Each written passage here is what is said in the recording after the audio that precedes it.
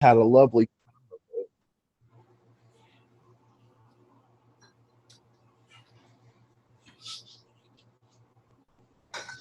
So yeah, so if I seem a little more tired than usual, that's why. Stupid cat. Be right back, guys. Give me just a sec.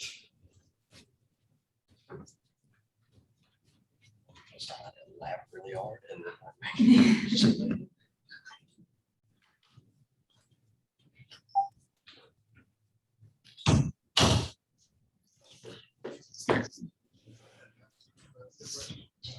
Hey, Mr. Teacher, can you hear me? He's not here right now, Oh, Jessica. yeah. Okay, cool. Damn.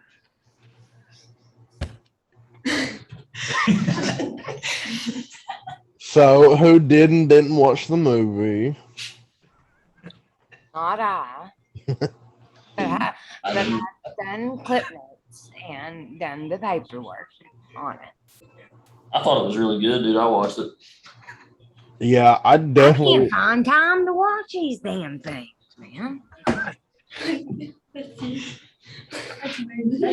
there. I try. I really did try. Just sometimes I just can't get into it. Can't find it. Real busy schedule. Damn hungry. What, dude? I swear, I'll be doing a lot of stuff. What you doing last night? So what's the movie? That's important business. Expo. And I know Expo. I was coaching Saturday. I had business Friday night, Saturday night. I had to handle. Was that business? Yeah, it was business. Business too. Work. I had to work. Yes, a COD lobby. So much business. Hey, you don't want to meet me there though. I'm a demon in them. No, I'm an adult. I play Apex. I do too. I do too. I'm curious how many people are in this class. Because we can't see. Oh, like in the classroom. Yeah. It's like, yeah, you can see like William's name on there. Like, how many other people's on there? Yeah, I don't know. None except for y'all. Actually, I don't think. So what's your highest damage? 34,000. I'm remembering correctly. Or 3,400. Yeah, I suck with math. That's tough. Mine's 32. Yeah, I got it on Loba, and it didn't give me the damage medal for Loba, so I had to go back in and go re-get it. It made me mad. Mine was on Octane. I'm in Valk now though. Oh my god, Valkyrie's voice actor replied to one of my comments on Instagram today. I about passed away. Dude, that's dope. I don't know if you guys have seen it, but she's also one of the lead actresses in Shang-Chi and the Ten Rings that's about to come out. I didn't know that, but I know who you're talking about. What game are you guys talking about? Apex Legends. Next. There's nobody there. Williamson just shut that door for that big mouth teacher next door. Are you Jessica's online or on Zoom too? Oh, hey, teacher. I didn't even see you there. Hey, yes, I see you on Zoom, so I will mute the Williams. Mr. Yeager and Jessica both missed it, but I called her Mega Trap. Lord Mega. Yeah, Lord Mega It's like a Trap. DJ name, bro. Who all's there at Logan today? We got Olivia, Yep, I'm here. Kyle, You know it. Desmond, Here. Carly,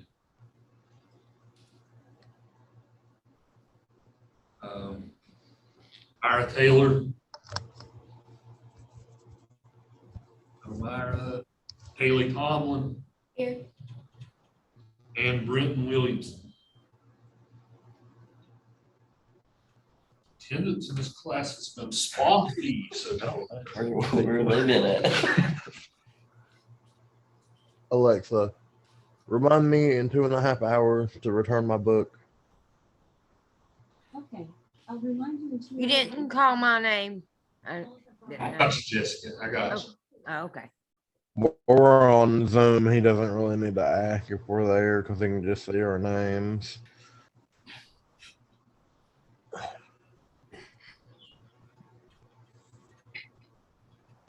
So I'm going to sit in the crowd here.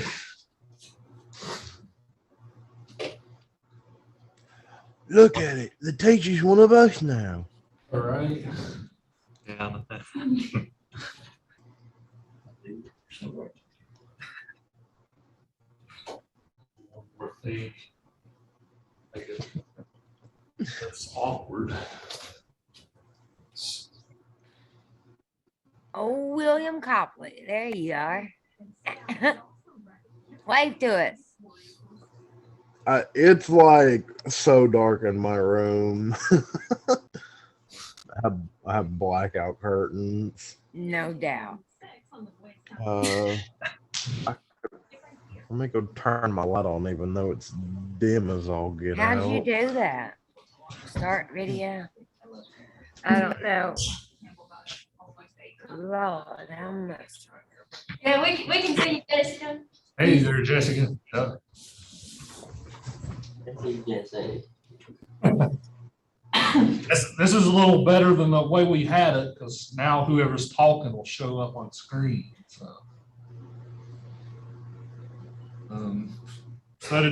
today's film, Chinatown, right? I think it was made in 73 or 74. It was one of the two. I think it's 74. So this film directed by a guy named Roman Polanski. Any of you guys heard that name before? Roman Polanski? You guys know what he's infamous for? I've heard the name, but I don't know. Yeah, he fled the country. Yep. He made one of my favorite movies of all time, and that's Rosemary's Baby. Oh yeah, Rosemary's Baby's a good one, right? He also made The Pianist, didn't he? He did. Yeah, he won the Academy Award for Best Director for it too. That was back in like 2002. He couldn't actually accept his award because he's not allowed in America, right?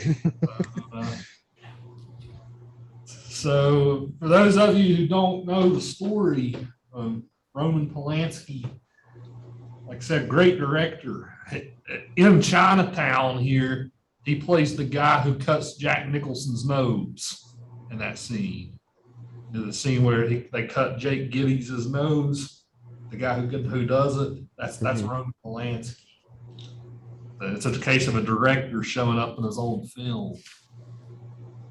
But he had to flee the country because, he pretty much had sex with a 13-year-old girl when he was well into his like 30s. So yeah, he got off on bail and pretty much fled the country and hasn't been here since. And it's actually called one of the great hypocrisies of Hollywood that he's still kind of accepted in their circle, despite what he did. But yes, Polanski was also married to, before that happened, he was also married to Sharon Tate. You guys know who Sharon Tate is? She was in Rosemary's Baby. So Yeah. She's an okay actor, but not one of my favorites. But I did like her in Rosemary's Baby. you know what happened to her? In real life, no. She was the actress who was murdered in the Charles Manson murders. Oh, I didn't know that.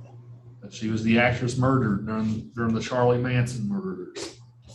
So they actually made a great Tarantino made a pretty great film about all of that a year or two ago called Once Upon a Time in Hollywood. I don't know if you guys have seen that film or not. But I think Margot Robbie plays Sharon Tate in that film. But he kind of does an alternative tale where she actually lives. But yeah, Polanski's got an interesting history. He's still making films to this day.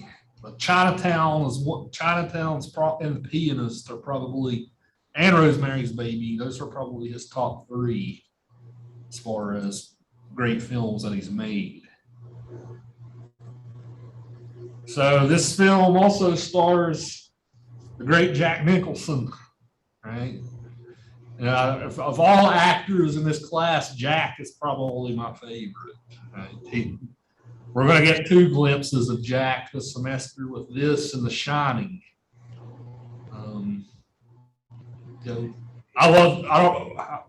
What's your guys' experience with Jack? What movies have you seen with him?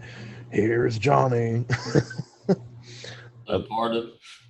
Departed, right? Great one. I've only seen The Shining, and that was one of the weirdest movie I've probably ever seen. Oh, the original Batman. He was in that. He was the Joker. His most famous film came out around the same time as this, and that was One Flew Over the Cuckoo's Nest. If you guys have ever heard of that film. That film pretty much won every Academy Award the year it came out. The only reason why I'm not teaching that film this semester is because I just got tired of teaching it. I've done it several semesters in a row. But yeah, very famous actor. He still is, right? He still shows up at the Laker games. He kind of looks kind of crazy all the time, right? Jack's kind of got that crazy persona about him. We also have Faye Dunaway, who plays our femme fatale in this film, right? Miss Mulray. Right? She puts up a very iconic performance in this movie too. So this is a case of a film. This is another film noir, but this movie is kind of a revisionist film noir in a way, right? By the time we get to the 70s in American cinema, we kind of jump straight from the 40s to the 70s here with this leap. But by the time we get to the 70s, American cinema kind of takes a more pessimistic turn, right? Whereas the golden age of Hollywood, most of the films were real optimistic and hopeful. Especially, well, noir's so-so, right? But Westerns definitely were optimistic and hopeful, as we'll see in our next unit. But by the time we get to the 70s, cinema kind of takes a real pessimistic tone. Most of the great films from the 70s that are widely remembered are very cynical in a way. Of course, by the time we get to the 70s, we're coming out of a great conflict in America, right? The Vietnam War. The Vietnam War shaped art during that decade exponentially, right? You really can't underestimate how much the Vietnam War shaped American culture, right? For the most part, it left Americans with a sour taste in their mouth, right? This is the first time that we've really lost a war since the War of 1812, right? So it leaves us with a sour taste in our mouth. We suddenly don't seem that exceptional anymore. So, like I said, most of the great films from the 70s, I can name off a bunch.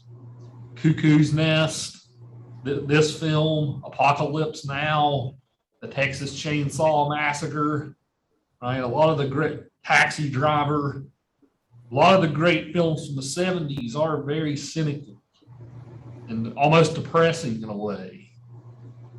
This movie's tone is very cynical, I would say. So that's a little bit about that. Also, I'll turn the floor over to you guys now. What did you think of this movie, Chinatown? So, and just in general, what was your general impressions after watching this film?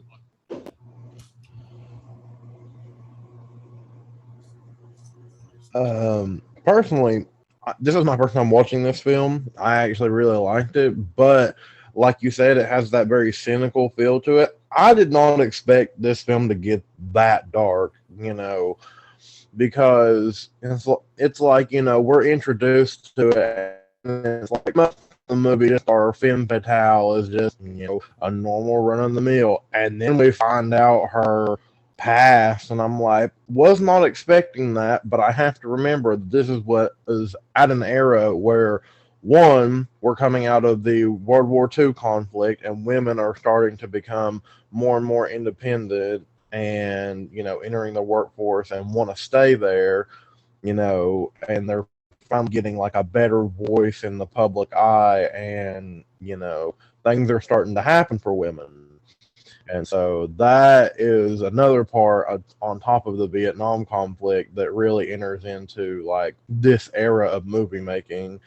And I feel like with our femme fatale in this story particularly, it really shows through with how she evolves the narrative, because she's definitely not a run-of-the-mill femme fatale. I'd more say she is a not an anti-hero, but she's much reminiscent of Maleficent, because if you've ever seen the Maleficent movie, she is very much like, she guards the Feywilds and hates humans, and the one time she lets a human love her, he cuts off her wings and makes her the villain, and I say the villain in quotations.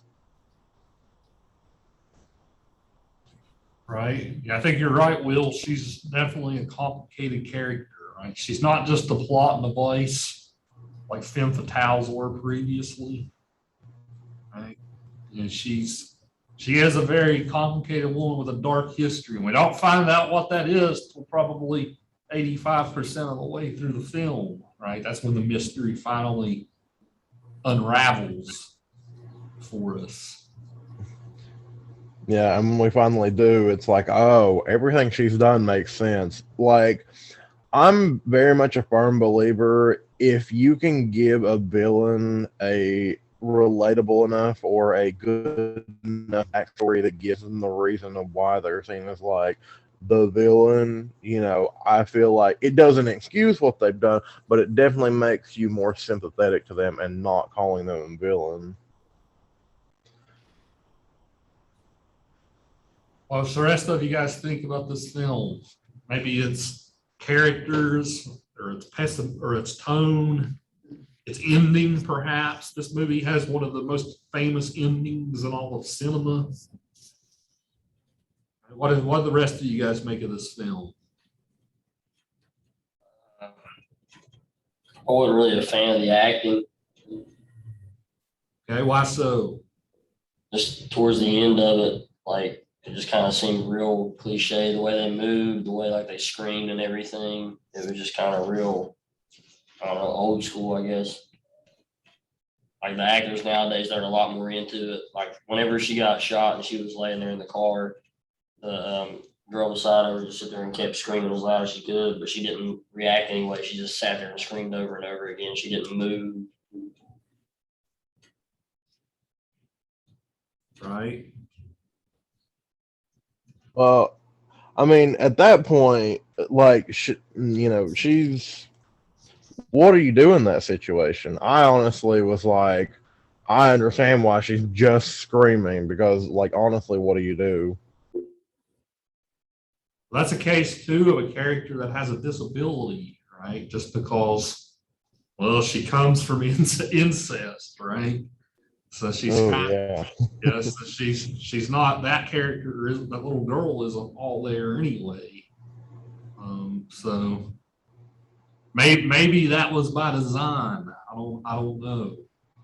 That they made that scream so strange. Maybe, I don't know. I was looking up to like help with my argument whenever I was talking about it. Apparently, a lot of people felt that if she had just drove off or whatever and been fine and not gotten shot, that this would have been like a much better women like ending to a movie, and it would have given that good sense of like an empowerment. Instead, she just gets, tapped, and I don't know. I feel like there's definitely an alternate ending to it that makes it seem like a very much classic film noir, and I think that's the reason that it really flips the narrative on its head because in most of the film noirs that we've seen, it's an okay ending, not so much for Double Indemnity, but and then we got Casablanca, which was a little bit of a very ending. But to just have one of our main characters straight up just have the happy ending just ripped from underneath them is very much like an actual flip. Were any of you guys ticked off with that ending? Like, damn it, why did they do that? Were any of you guys like, damn, right? Not really. I think I was pretty thrown off the whole when the whole relationship with her and her father come up.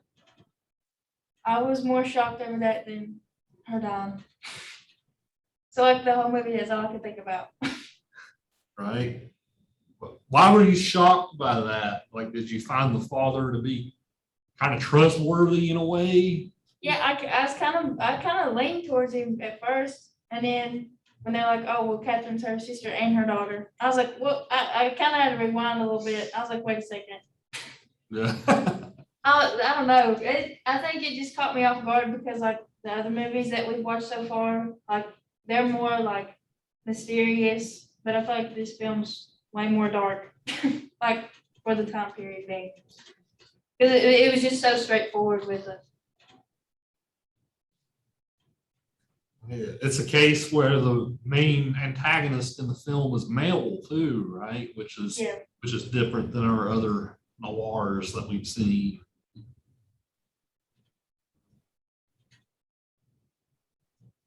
Other general thoughts about well, since we're kind of on the ending, we might as well just keep talking about that.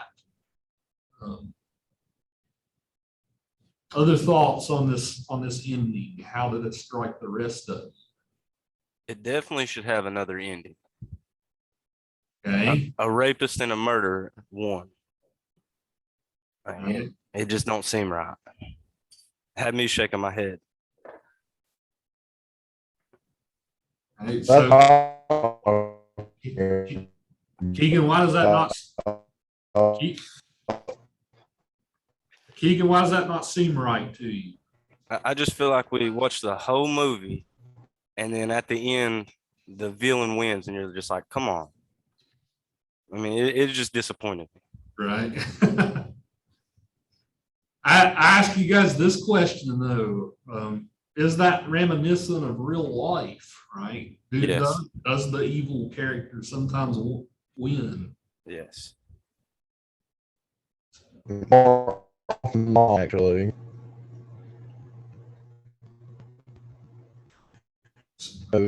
No. I think it's William. He's just breaking up real bad. You're looking for me to. Let me read one. Breaking up a little on us, Will. Oh, he just left. He'll probably come back. Yeah. What did you think of this ending, Jessica? It's crazy. I kind of liked it though. I like it when they throw you for a twist in the movie at the end. I liked it. So you like it when it's not so happy ending, or Yeah, that it's not the typical Hollywood run off in the sunset, perfect relationship. You know how that is. right? I'm back now. Is that better? Yeah, yeah. Okay.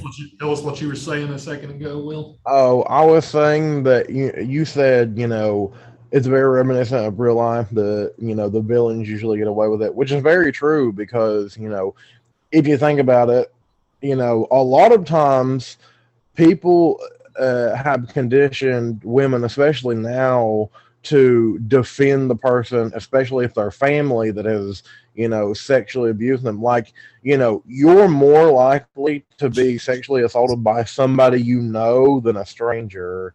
And, a lot of that stuff never comes out because, you have to protect your family. And like, I know personally because I've had family members that have gone through this and had to defend their rapist because they're family. And, he seemingly was never caught, or at least I don't think they ever talked about it, but she has to live with that trauma for the rest of her life until, she up and dies. But, it's very reminiscent of the bad guy getting away with things like that. Right?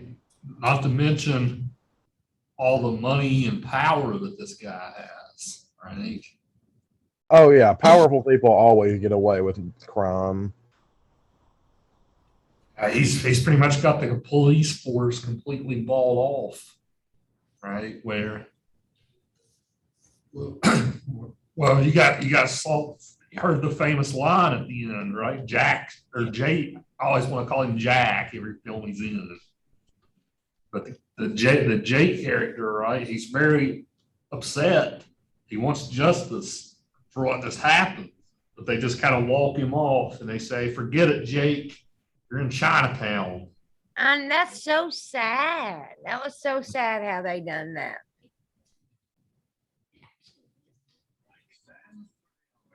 Right? Yeah, that's yeah, it is sad, right? Yeah. And like what can you do in that situation? It's like being in situations like that is basically the equivalent of feeling like you're crazy because nobody will listen to you. You're not going to get anybody on your side, and it's just an argument that you can say till you're blue in the face. But it's just like, nah, oh well, it's how it is. That's how power works. The people who are rich, famous, are near untouchable.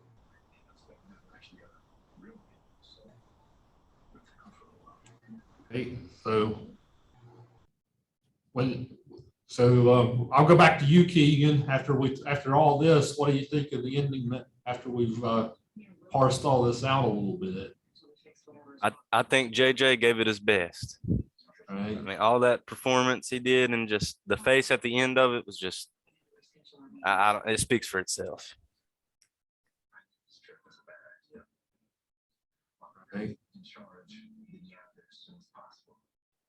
Yeah, it's definitely a pessimistic film, right? You're hard pressed to find a more cynical, pessimistic film than this for its time period. So so the ending, to make complete sense of it, then we also kind of have to make a little sense of some of these film terms that we've come up with. So every film we've watched so far has taken place, well, no, not Chinatown, but 3 of the 4 noirs we're going to watch take place in Los Angeles, right? Right.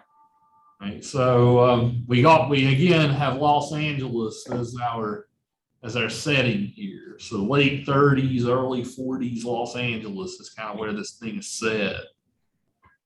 I think this movie is a masterclass of mise en scène, right? Los Angeles is pretty much a character in this film. How so? What did you guys think of the Los Angeles setting in this film? It's definitely part of the plot because of the water crisis, right? So there's kind of the whole plot of the film is they're taking water out of the valleys, putting it into the cities, right? So that there's a whole corrupt sort of process that went into that. Yeah, because think about it, Los Angeles is pretty much in the middle of the desert, right? So it needs water, right? So, right. Yeah, and that's kind of funny too, because less than what was it, a week or two ago, half of the country was on fire from California wildfires again. It again, right? Yeah, always with the drought. But it's not like they can help it. I think that LA, especially whenever you have newer films in it, LA has become such just an iconic place, and especially going into the 70s, because the 70s is whenever we have, whenever we actually get people like the Sunshine State Killer and the Zodiac Killer and the various people who were killed in rituals in a cult that they discovered underground in Los Angeles, that type of stuff builds character for a city. It's like, we think of Chicago, we think of Al Capone, we think of New York, we think of the, Italian mob, we think of Los Angeles, we think of, actually just California in general, we think of their number of serial killers. But whenever we think about Los Angeles, we think about, pop stars, drugs, just the highest peak in life. But, you get small little stories like this in Los Angeles, and it's like this one story could be so many other people's stories, especially in this one city, because I'm sure there are powerful people doing wrong things all the time in Los Angeles, and this movie just really accentuates that with the drought crisis that has been continuing for 50 years, and it's easy to make connections from Modernia to then. Right. Think about all the people who went to Hollywood, right? Tried to make dreams happen. They make get an old American dream happen, right? Were probably crushed, by Hollywood at the same time. Just think about it. All the failed actors, right? They've probably gone to Hollywood trying to make something better, right? I actually have a really good saying about that. I can't remember who said it, but one of my favorite rebuttals to that all the time is it's called the American Dream because you have to be asleep to believe in it. And I love that because, we give people this promise of prosperity, and then whenever they get here being a migrant or, just someone new to a place, it's almost impossible to start a life of, constant progress and wealth whenever we don't give them the chance in the first place. And even for Americans born here, it's like for 80% of the population, it's like, well, you're here now, suffer with the rest of us. You guys know the American dream saying, right? If you work hard, you'll be prosperous. Right? You can go from rags to riches in America. We do have some cases of that happening, right? But it's not that common these days, to say the least. Yeah, just think about it, guys. Like even today, like think about how like certain executives in Hollywood, for instance, have so much power. Like you guys probably know what happened to Harvey Weinstein a couple of years ago. I was gonna, I'm going to mention that. And tell us about Will. Tell us about Harvey Weinstein. Well, he had been sexually abusing and harassing women for damn near 30 years. And finally, enough women started coming through and actually accusing him. And, you know, a lot of those were statute of limitations, but he had been doing it so frequently that women he was currently working with finally came up and said something. And I think the last time I read the case, he had about 136 accusers from 1970 to now, or, you know, a couple of years ago. And they finally put him away under duress because all the women took deals except for about 10 and actually testified against him and put him in. I can't remember if they put him actually in jail or if they just did a home confinement situation. I'll have to look that up real quick. Is I don't know either. I don't know if it's jail or home confinement. I don't know. in jail. Weinstein was a famous Hollywood producer, right? So a lot of like more independent type films that came through Hollywood. Yeah. Weinstein has been in prison at Winday Correctional Facility near Buffalo in California.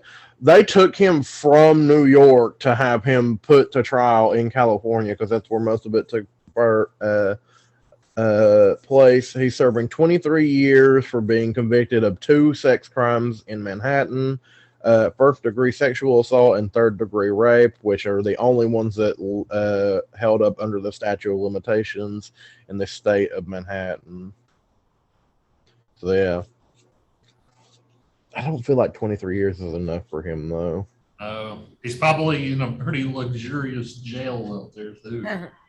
Right. How many years did you say he got? 23. That's good. Yeah.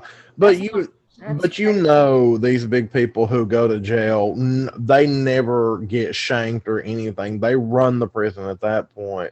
And it's just like El Chapo. The American and Mexican government were going to, you know, hang him. And he's like, instead, let me build my own house, mansion, and make it my prison. Like, yeah, sure. Go ahead. Like, is that true? Yes. El Chapo built his own prison. It's a multi-story million dollar mansion that he has fully serviced.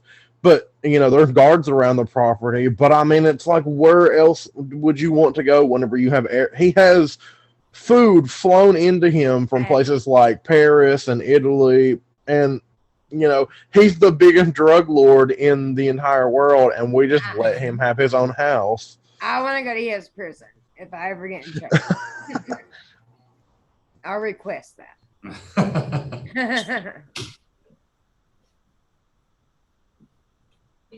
That's wild.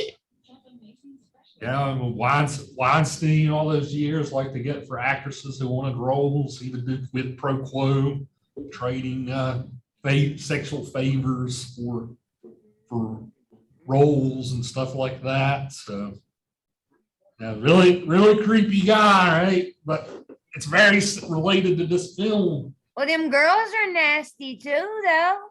It ain't all his fault. A lot of them wouldn't, of course.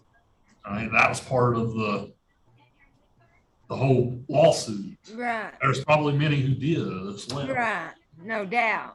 But I'm sure there was some that was all about it. Right. And so the corrupt underbelly of Hollywood, right?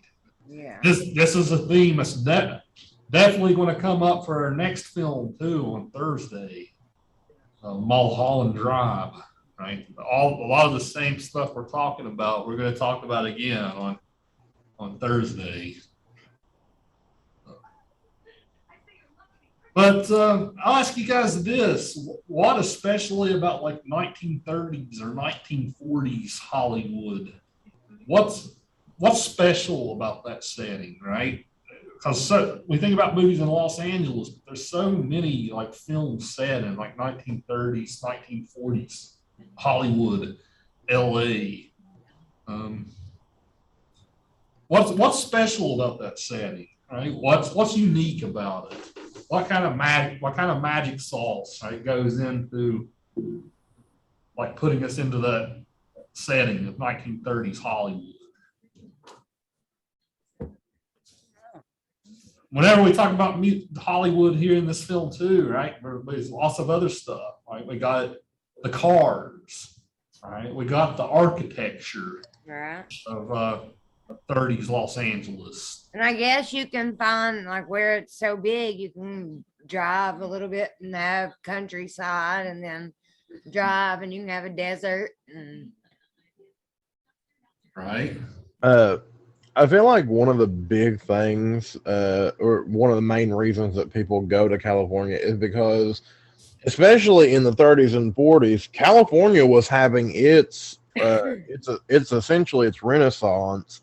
You know, new artists and everything were being discovered and popped up in California. You know, and there's architectural buildings in California that are insane, like, houses built into hills just off of stilts, and like just the culture of Los Angeles itself. You can say that America doesn't have culture, but definitely individual cities do have culture. And I think the big draw of California was just the freedom that it promised. It's like, come out to California, specifically LA, be who you want to be. It's a journey of self discovery. And I think that was a big draw of, California. Because, and a good movie example of this is piss, I can't think of the name of it right now, but it's a movie where these two girls witness a crime and they move out to LA and like pretend to be men who are doing drag. Connie and Carla, that's what it's called, Connie and Carla. It's a really good example of like going out to California and reinventing yourself, because pretty much everywhere else at this time in the 1930s and 40s has been populated and done over and over again, especially places like New York and Chicago. But LA is a fresh new start. You don't know anybody out there, and how is anybody going to know that you went there? So you could just completely remake yourself. And people still do that today. That's one of the coolest things about LA specifically, is that even now, almost 100 years later, people still go out there and find themselves all the time.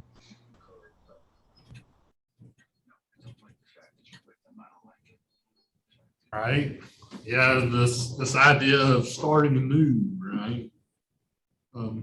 For throughout American history, that's something that Americans took for granted, right? You could, in the 1800s, you could live in America, and like if you didn't like what was going on, you could move west, right, and claim a piece of land somewhere.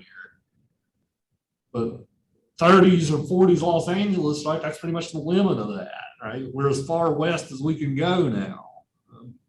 This almost seems like the last beacon, right, where you can sort of remake yourself, if that makes sense. It's the last stop, right, before the Pacific Ocean. So there's something to be said about these old cars and these old buildings and all that stuff too, I think. Right?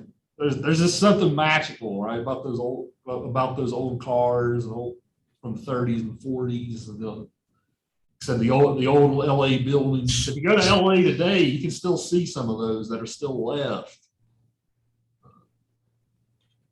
I don't even know how to explain it, why that's a magical thing to me, but I just love the old cars and stuff like that in this film too. The way that people dressed, right? The costumes in this movie are pretty cool, right? And I was just looking up stuff, but it says in 1930 that the LAX, the airport, that's when it opened. And that's a crazy big airport. If you Yeah. ever- Yeah, I think it's the biggest airport in America, right next to JFK and It the says Reagan the fourth Airport. busiest airport in the world. Over 1,300 weekly nonstop flights. Wow. That's a big pit stop for international travel. Yes. So,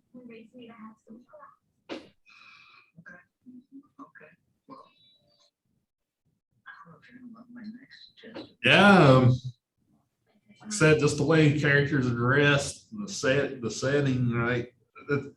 There's a reason why so much entertainment still takes place in that setting today. I mean, it's weirdly nostalgic in a way, even though none of us lived then, right? It's still kind of got this weirdly nostalgic feel. I can't explain it. It's like an old friend. Everybody knows LA. Yeah.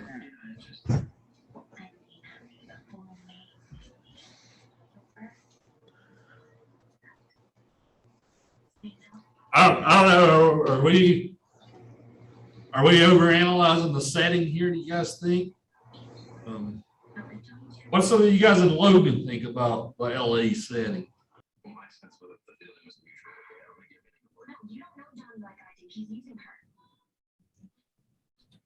Anything that you guys think that we haven't said already?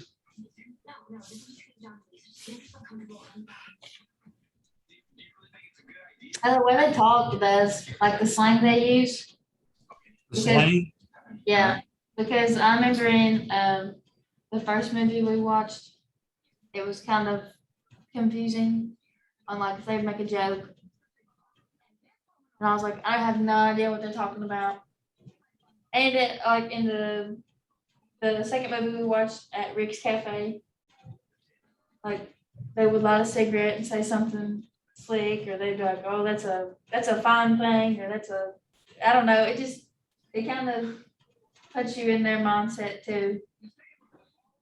Because I mean, obviously they're not going to use the slang that we use today as they did then. Yeah, like we definitely have some weird words now, like bussin' or simp,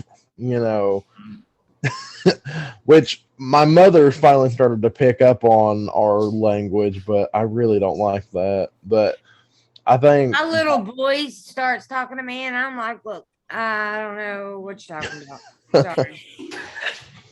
Sorry. Talk to me in English. yeah, I mean, that was like common speak though, but like this youngest generation has definitely invented our own way of speaking, like completely separate. It's wild. So yeah, I agree. Like even the way the characters speak in the film, it kind of transports you back to a different time. Yeah. Yeah, when you watch those movies, your mind goes back to when, well, mine does. It goes back to them, to whenever they're talking about. Yeah, you guys, even Chinatown's one generation removed from that time period, right? So even they were kind of looking back at the pretty distant past at that point. Right. It's kind of like how we look back at the 80s today, right? The 80s is its own sort of setting, just like how the 40s was.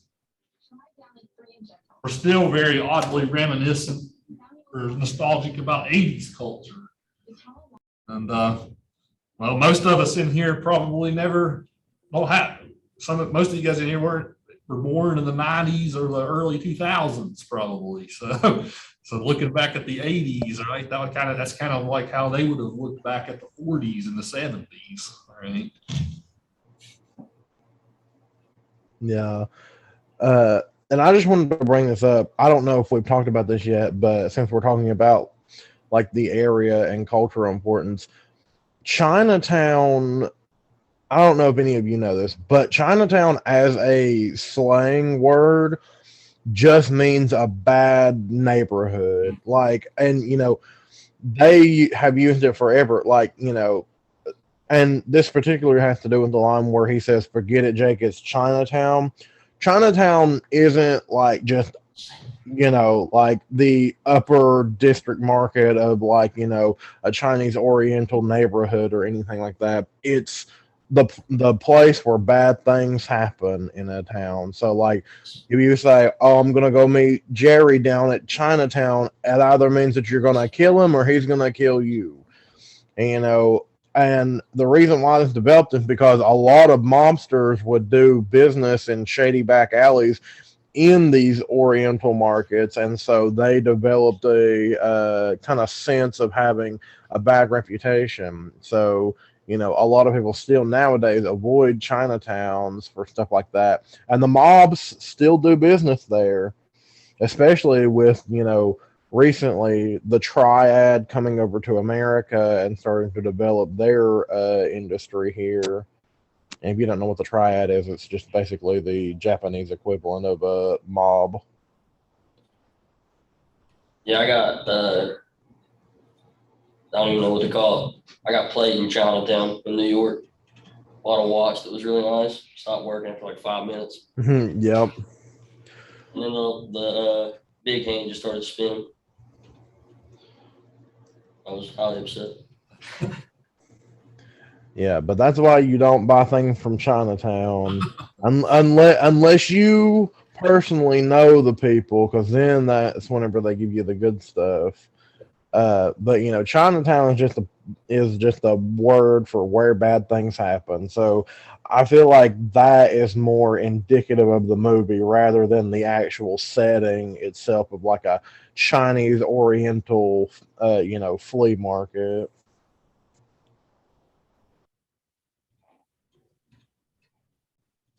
Yeah, you're exactly right. It's Chinatown has the same association as even like the south side of Chicago does, right? It's being the worst part of town as far as that goes. It's interesting that the bad part of town is divided according to race lines, right? Kind of just like how the south side of Chicago is today, right?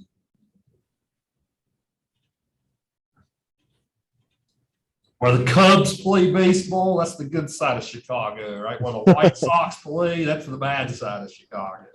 Depends on which side of the city you ask.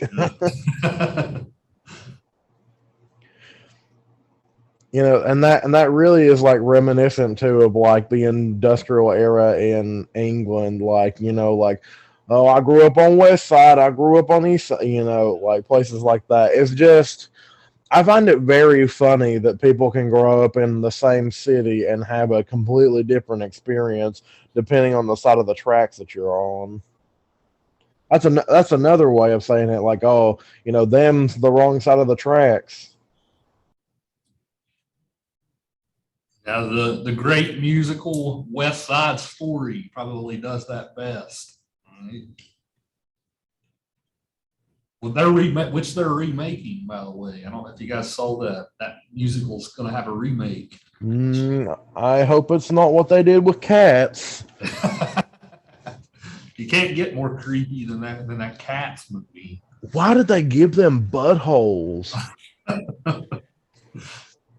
I never sat through it. I just couldn't. It weirded me out too much. Well, I'm very much into musical theater, and I've been in several productions myself. So I was like, oh yeah, I'm gonna go see this because I really like Cats the musical. I went to the movie. I'm like, what is this? You could have done a better job just using costumes instead of CGI. Like, it was so bad. It had a lot of great actors in it too. Yeah, which is what was disappointing because, an actor can usually make or break a film, but not whenever it's that bad. But that that actually is a good talking point for this because CGI versus like these old, just like almost unedible films. Like they could do some, but they couldn't do what we can do today. But sometimes what we can do today is not necessarily better. Right? Wasn't T Swift in that movie? What is it? So wasn't T Swift in that movie? Yeah, she was. Which cat was she? No, Judi Dench was in it. I do remember that.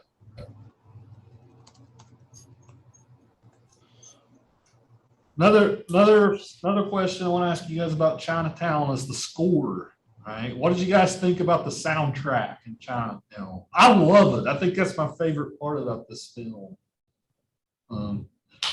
Like you get so many shots of like the city, and it plays that jazzy sort of music. Right? There's lots of jazz in this film. Did any of you guys pay attention to the music in this film compared to the others? I definitely like the score better in this movie because it just gave you the feeling of like an alive city. And interesting little fact about jazz is it is a huge part of California even now because jazz is like a forbidden thing because it was brought over as like African American music, and I don't say that as a bad thing, but people back then very much treated jazz as a bad thing, and it had to be underground and hidden, and stuff like that, and that's very much reminiscent in places like LA. So for jazz to be played in the score of the movie, it just gives it the same sense of like culture and development that jazz has.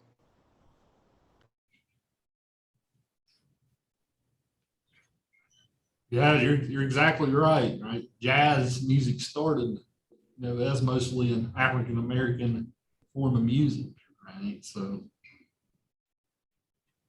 which is interesting too, because there's not too many African American characters in this film, right? But we hear that jazzy music. That kind of puts us back into that moment too. This was an age before rock and roll, right? This was the jazz era as far as great music goes. Like even today, if you like turn the 40s radio station on Sirius radio or something, right? Most of what you'll hear will be jazz, sort of jazzy music.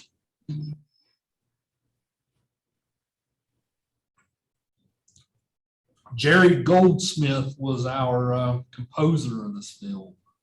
He's done a lot of music over the years. I know he did the Star Trek music as well. He did the opening to Star Trek Voyager, and it is one of my favorite openings of all time. He did the Next Generation too. I know that music. And I believe he also directs ambient music as well. So like like phaser firing and stuff like that, he makes the sound too. Yeah, I think it's a critical element in this film, right? If they didn't have that music, if it was more generic, I don't know if this movie would be the same. It sort of adds to the special sauce that makes this film what it is. I guess you could say this movie is rather saucy.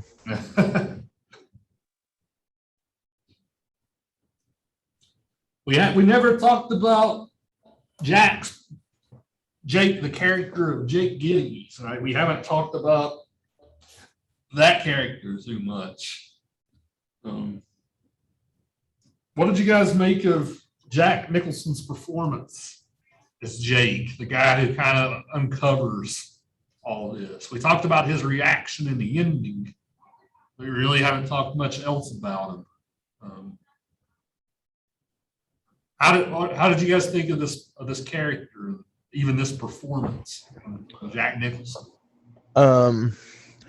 I felt like he had a very good development throughout, especially given his history with the town itself. And, because he used to be a young cop, as everyone is at one point in time.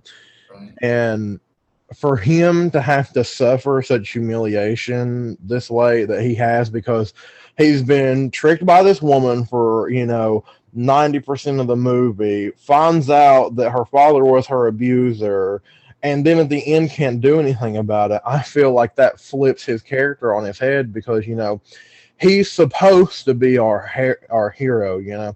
He's supposed to be our Dick Van Dyke, and he's supposed to come in, save the gal, kill the bad guy. But whenever he doesn't get to do that, and he's just essentially made powerless, it definitely takes away from the, not really masculinity, but it definitely is emasculating to have happened to him. Yeah, that's a very good point. As far as Jack Nicholson's performance goes, Jack Nicholson has always been a sort of, he's always had this certain type of masculinity about him. Like, he's probably one of the most popular ladies' man in the world. Right? He's probably been with thousands of women in his life. Right?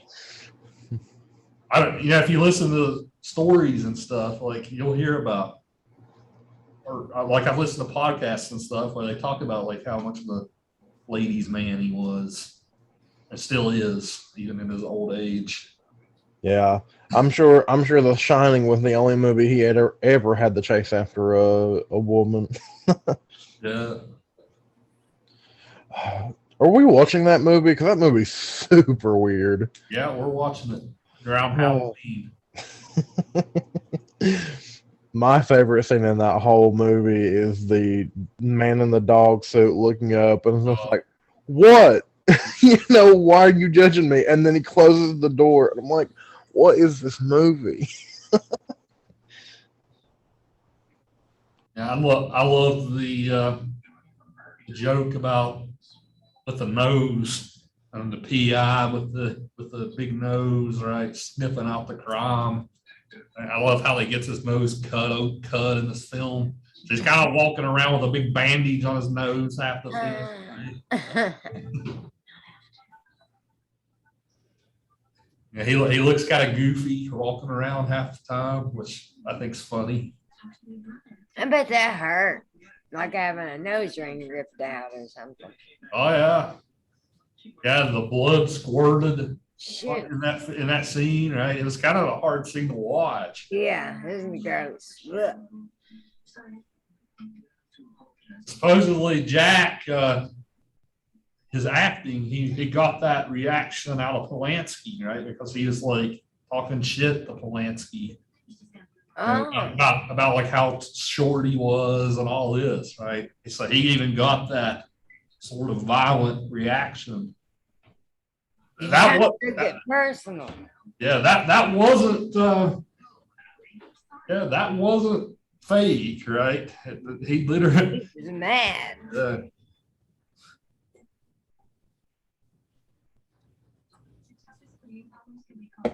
He becomes kind of vulnerable in this film too, right? So that wasn't fake, that he really done his nose that way? Oh yeah. That was real? Yeah. It wasn't as bad as it looked, but yeah, the blood that came out, yeah, that was his real blood. Oh, I didn't know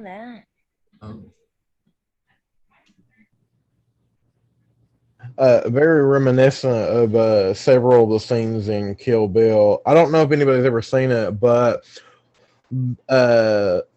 they made Uma Thurman drive a heavily modified car in one of the scenes that they eventually cut from the movie, but she told the director, what is the director's name? He's really popular. Tarantino. Yes, Quentin Tarantino. She told him that she told him that she couldn't drive it, and She ended up driving it. She wrecked, and they use part of that. They used part of that footage to film, her leaving scene in the ending of the second movie. But she had to stop working for 6 months. But so people like Jack Nicholson actually doing that and actually hurting themselves and just continuing to film like that. It's like a testament to their character. It's the type of acting where you go all in, right? You immerse yourself completely in that character. It's called method acting, isn't it? Where you kind of even try to become that character while even in your real life. Yeah, the most annoying kind of actors I've heard. Don't Johnny Depp do that a lot? I think he does it. I think so, yeah. Yeah. I forget who it was. Hugh Jackman. He very much method acts, and he like destroyed his body for several of the X-Men films. Like, if you compare like 2011 Hugh Jackman as Logan to like the 2016 or 17 one, like there's just such a difference in like his body's hydration and like mass that it's insane. Like, and he was constantly doing that. Like, he's losing weight and gaining it so bad that he's like had to see doctors for several years. I would say that would mess your body up. Yeah, like, and he's played several roles where he's had to be a beefy dude. So that kind of stuff can really mess you up, especially for method actors like him. Guys, we're quickly running out of time. I kind of want to spend just a minute to brace you for Mulholland Drive, which is what we're going to talk about on Thursday. So again, a lot of the same stuff that we're talking about today, it takes place in modern Hollywood. I think it's more of 60s, 70s Hollywood. But a lot of the same themes that we talked about today will come up again for that. This film, I actually watched it for the first time myself last night. It's going to throw you for a loop on your first reading, on your first viewing. It's going to make you ask questions like, did half the movie really take place? Right? Or was a lot of it a dream? Right? This movie is going to throw you for a loop in that kind of way. So brace yourself for that. But it's a great film. Like, I came away from it like, wow. I've only read about it before. That's why I included it on the list. But I watched it and I was blown away. But by the time you finish watching it, you're not going to have any clear-cut answers. This is definitely not a film where you even leave it knowing what exactly happened. All right, so it'll be a good time to discuss it in class, just because it leaves you asking so many questions at the end. This is very much a female-dominated movie. We have two lead actresses. So Naomi Watts is one of them. So directed by David Lynch. Of course, if you guys know anything about David Lynch, he's famous for this kind of thing. He's famous for having movies that don't make sense a lot, right? But he also did that show Twin Peaks, if you guys know that show from the 90s. So I very much look forward to discussing it. It's going to be a good time. But if you like movies that make sense, if you don't, like, this movie definitely doesn't make sense in many ways. So it'll be up to us to make some sense of it, I suppose. Will, have you seen it? Mulholland Drive. Might have already left. So we'll see you guys then. Have a good day. See you later. You too. Be careful out. They say it's flooding everywhere. Now you be careful too, Jessica. All right. See you Thursday. All right.